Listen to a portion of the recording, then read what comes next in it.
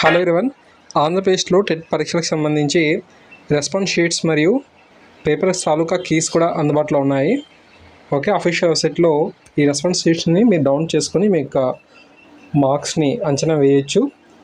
Nomination అనేది మనకు జరిగిన తర్వాత ఫలితాలు అనేది మార్పులు ఉంటాయి, కానీ ప్రాథమికంగా మనకు ప్రస్తుతం ఉన్నటువంటి కీ అనుసరించి ఎన్ని మార్కులు మనం గెయిన్ చేసామనేది చూసుకోవచ్చు అనమాట. అఫీషియల్ వెబ్సైట్లోకి వెళ్ళిన తర్వాత మీరు candidate ID, date of birth, verification కోడ్ని ఎంటర్ చేయండి. ఎంటర్ చేసి లాగిన్ అవ్వండి. లాగిన్ అయినాక మనకు ఈ విధంగా ఆప్షన్స్ అయితే వస్తాయి.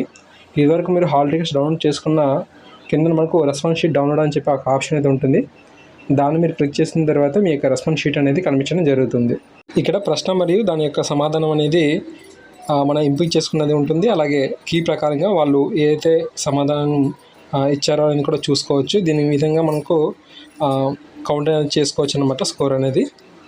ఓకే, రెస్పాన్స్ షీట్స్ని అఫీషియల్ వెబ్సైట్ నుంచి మీరు డౌన్లోడ్ చేసుకోండి.